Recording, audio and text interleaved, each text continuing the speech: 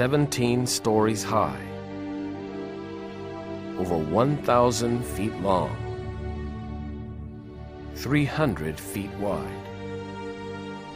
each with a floor area of 5 acres under one roof. The Tustin Hangars are two of the largest wood structures in the world. Who built them, and why? The answers are not hard to understand, and they all lead back to one Sunday morning a long time ago.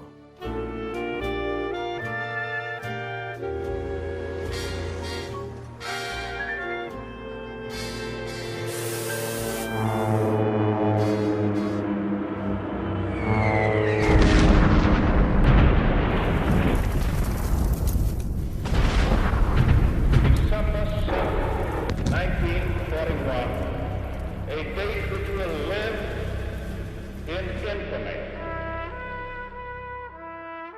Orange County, California was a much different place in 1941 than it is today.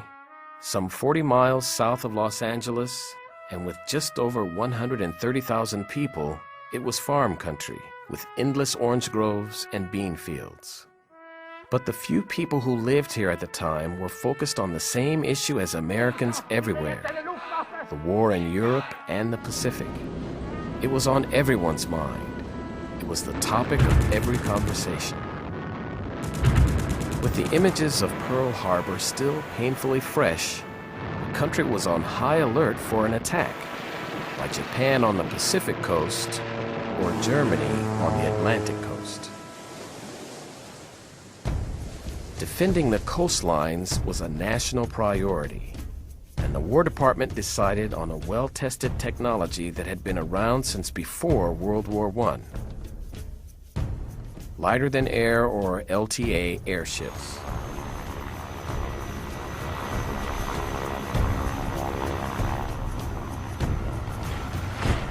After World War II, the Tustin LTA base would become the primary operations and training facility for Marine Corps helicopter aviation on the Pacific coast.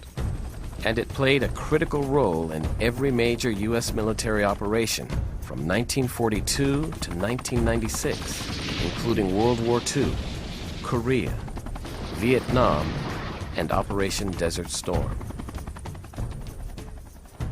My name's Bill Hammerly. I'm a retired Marine Corps colonel, and my last duty station was right here at Marine Corps Station Tustin, where I served as the commanding officer from 1993 to 1996. And if you look back at the history of this facility, you can break it down into some pretty interesting segments.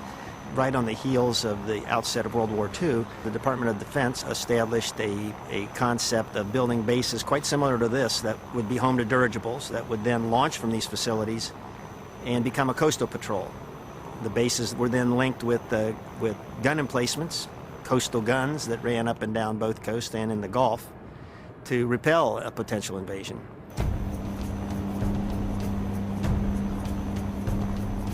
The blimp squadrons operated from LTA fields along the Atlantic and Pacific coasts, in North Carolina, Maine, Massachusetts, New Jersey, Texas, Oregon, and in California at Moffett Field in the Bay Area, and a new facility in what was then Santa Ana, but would later become the city of Tustin. But the blimp squadrons weren't just airborne sentries. They carried a variety of weapons, bombs, and depth charges, and routinely engaged enemy submarines.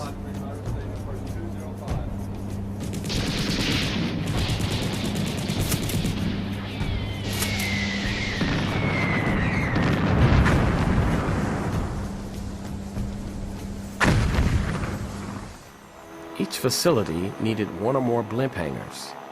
Some were already in place, like the hangars at Lakehurst Field in New Jersey. Others had to be built, fast, and almost entirely of wood, since every available piece of steel was being consumed by the war as fast as it was produced. The Navy chose a designer engineer from within its own ranks, Arsham Amarikian, principal engineer of the Navy Bureau of Yards and Docks. Amarikian was an Armenian immigrant and a highly respected engineer known for his innovative designs and creative construction methods using timber and precast reinforced concrete. Americian's innovative design called for a soaring, barrel-shaped roof made up of 51 parabolic wood trusses spaced 20 feet apart. Each truss was pre-assembled to careful specifications, then mounted on flatbed railroad cars and rolled into place. The trusses were hoisted into position with steam-powered cranes, then bolted to massive concrete footings. With so little margin for error, a remarkably accurate working model of the hangars was built to allow a test run of every step of the construction process.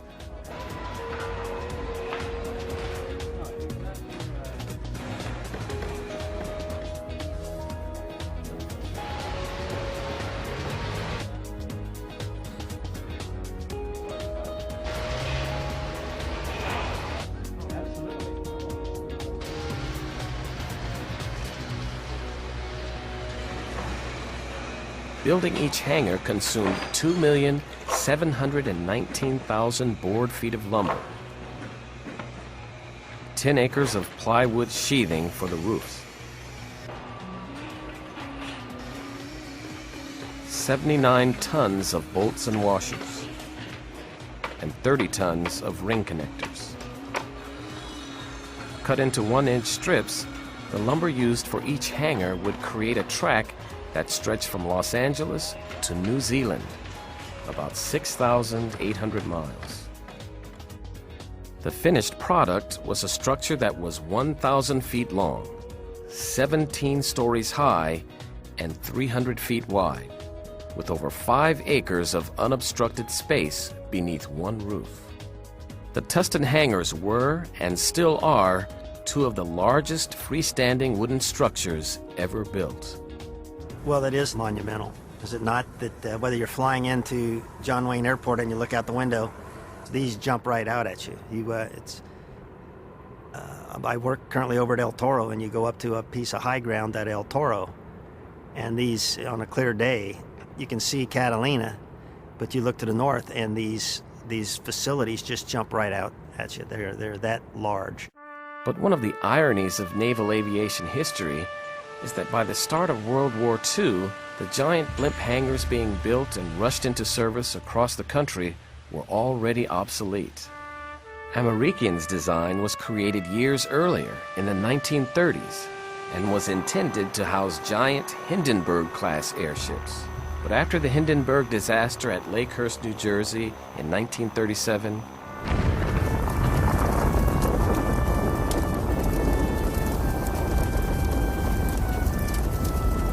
airships of that size were phased out. By the 1940s, nothing in the Navy's airship inventory needed hangars as large as Americian envisioned, and each of his hangars could house up to 6 of the Navy's World War II-era K-class blimps. But the Navy moved forward with Americian's original design in the interest of time. Then and now, the size of the Tustin Hangars is the first and last impression on everyone who sees them. And the speed with which the hangars were built was as impressive as their size, each taking only 9 months to build. In March 1942, a Los Angeles engineering firm was commissioned by the Navy to use Americian's design with modifications to build the Tustin LTA station and its enormous hangars. The firm that was selected to oversee the modifications necessary was Holmes and Narver. My dad was Lee Narver. I'm David Narver, Jr., born in 1920, August. We knew Americian because he was a famous structural engineer, and he did the basic design for all of them. And it wasn't until we came to Tustin that we found out that basic design would not work because of the water table. being so high. His design was perfect for back east, but it wouldn't work out here. They knew they were going to have to modify it considerably. The foundations all had to go down quite a ways because of the water. And so that was the first big problem. The final, modified design for the Tustin Hangars was completed in the fall of 1942. In April, the James I. Barnes Construction Company was hired as the prime contractor. The company was based in Logansport, Indiana, but had offices in Santa Monica, California.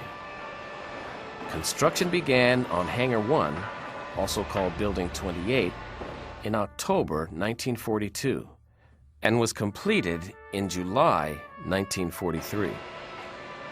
Construction on Hangar 2, or Building 29, began in December 1942 and was completed in September 1943. All the lumber used for the hangars, over 2 million board feet of it, was Oregon Douglas fir, treated with metallic salts as a fire retardant. At each end of the hangars are the massive door openings, framed by a pair of reinforced concrete towers some 145 feet high.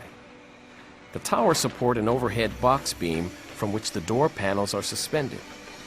There are 6 door panels per opening, each 120 feet high and 37 feet wide.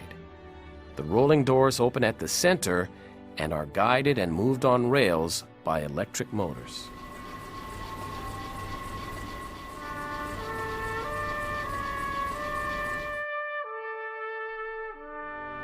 Those doors are all hung from the top. They're not supported from the ground at all. The water table was so high that it wouldn't work. And that's where we first came into contact with American. It was the standard Navy design that he'd worked out for the East Coast. We had to design a way of hanging the doors instead of supporting them on the ground. The doors, I think we said 30 tons. It may even be a little bit more than that in the 3 sections on each side. So you had 6 sections. And I always compared it to the sliding door in a house. That if you had a rock on your slider and you pulled that very quickly, it was going to jump out. These doors are quite similar. They're hooked on top via a roller, and they run on a rail on the bottom. And if that door ran over a hammer or something solid, it could and had jumped the rail, in which case now you have an oversized door that nothing can lift, and you would be at the mercy of special equipment that we'd have to, at great cost, bring in from out of state to lift them back and put them back on track. So we actually had certified teams, and only the Marines would do it this way, but we had procedures where people inspected and then walked alongside the doors, and we watched that very carefully because it would be a nightmare if they came off. The hangar floors were also a massive undertaking. The floors were made of 5-inch thick, unreinforced concrete slabs of 400 square feet each. The trolley beams in front of each catwalk were designed for rolling winches capable of lifting 5,000 pounds along any point of the 1,000-foot-long track. Long rows of offices and maintenance shops ran along the base of the hangars, including utility rooms and restrooms. As soon as the Tustin Naval Air Station was operational, it wasted no time in establishing its military aviation credentials. A flight crew from the Tustin base made a perfect landing on an aircraft carrier in the Pacific and performed the first ever onboard airship refueling.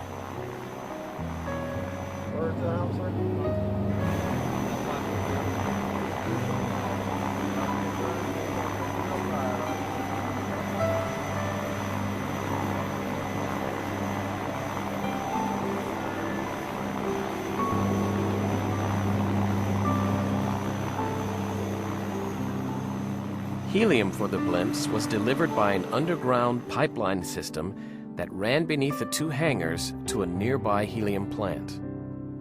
The helium tanks that the blimps would use all had to be buried with concrete because if they didn't, they'd just float away.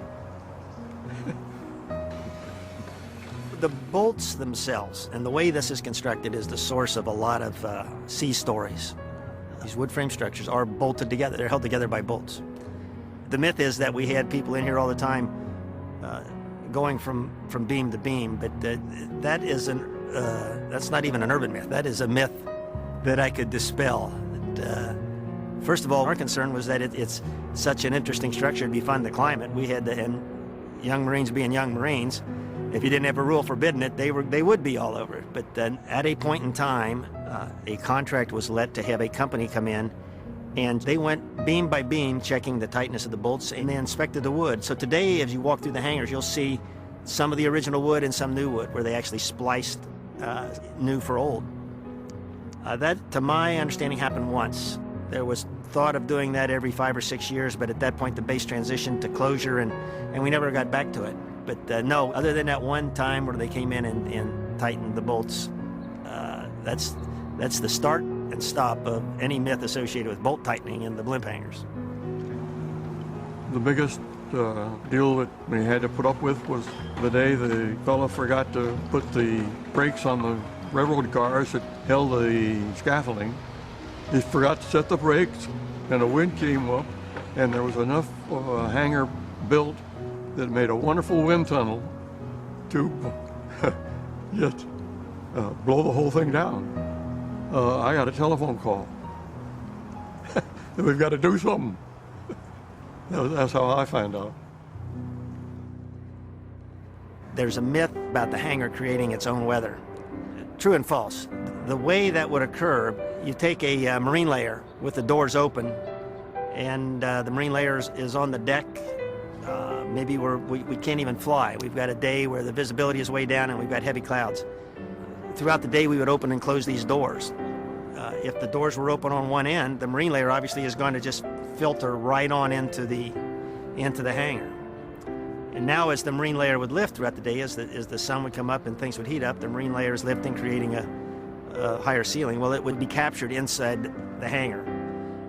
So you would have that residual marine layer sitting up here a couple hundred feet, and as it would condense, you would get moisture falling, and so people would comment that it's creating its own weather conditions, when in fact it was an ambient condition that related to marine layer. Stories about Marines flying their aircraft through the hangars. Many are out there who would perpetuate that myth, but to my recollection, I don't ever remember anyone with any truth to that anybody ever flew through the hangars. There were myths about this top secret tunnel that ran under the facility that connected the two hangars that had some type of super sensitive Department of Defense mission related to it. That I was always fascinated by that one as the commanding officer of the base. I always wanted to see that, but never could find it. So that one's been out there. My fondest recollection is this base never had an indoor basketball court. I'm a Hoosier, and we were able to find one in Japan when I got here that was going to be disposed of, sent back to the States and disposed of. We actually captured it en route, had it shipped here, and stuck a basketball court. So as a Hoosier, I'm very proud of the fact that my lasting legacy, and maybe what some of the troops will remember me for, is that I brought them an indoor basketball court, and we played ball right here on the hangar deck. As a maintenance officer, my recollection, and this is where my memories are not fond. This facility was just a terrible place to have those young Marines performing maintenance on helicopters, because you would park helicopters well out there on the ramp, tow them in here to the hangar, and it's 1,000 foot long, and if you were at the far end of the hangar, it was a logistic effort to get to where you needed to be. We did the best we could, but there were fun things, I think, and it's not so much inside the hangar is the things that went on outside the hangar. There was a little house that our crash fire rescue teams built right adjoining this northerly hangar that was the source of our Friday afternoon gatherings a lot of times, where the troops would empty out of the hangar and we'd sit, and for the life of me I can't remember what we called that house, but it was like a little ranch house and a barbecue pit, and that became a gathering spot alongside the hangar. It's a lot of the memories that have been passed on to me that people recall. And I should mention probably the urban myth, which has some truth to it. And if you climbed in certain areas, you're going to find carvings where Marines over the years, even though they weren't supposed to be up there, snuck into the wood and carved their names into the side of the building in one location or another. So that's up there, but I'll let others figure out exactly where they can find it. Well, it's interesting because when we looked at the impact of the hangar on the broader community, we actually surveyed 5,000 Tustin residents and Irvine residents, and we asked them, you know, what do you think we ought to do with the hangars? Do you think they ought to be saved? And I think everybody's position was that they are historically significant, and whatever we can do to try and save at least one of them, we ought to, but not broad support universally for mandatory preservation of both hangars. In fact, from the time the decision was announced that the facility would close, the city embraced it. Unlike other communities that appeared before the Base Closure Commission begging not to close, the city, I think, was the only community in 1991 basically saying, we support you, whatever you want to do, we're going to be there to work with you. And I think that had a dramatic effect on the final decisions. I think a lot of those that are affected by base closure would argue that the devastating impacts of closure are going to be a hurdle that is going to take a long time to get through. I think what we're anticipating here in the long run in Tustin and the phase out and development will in the long run be a benefit, positive benefit to Tustin far in excess of the original Marine Corps Air Station facility. We had people that wanted to develop indoor skating rinks and botanical gardens and indoor snow slopes, Indian gaming facilities. This is going to be an absolutely wonderful mixed-use development. It's going to be an absolutely wonderful community where people can live, work, and play. The Tustin Hangars helped shape the cultural and historical landscape of Tustin and Orange County. These giant wood titans of history touched the lives of thousands of military and civilian personnel over more than 7 decades. From the day they opened their massive doors, the Tustin Hangars have served as architectural icons in Orange County and historic landmarks in United States Navy and Marine Corps aviation.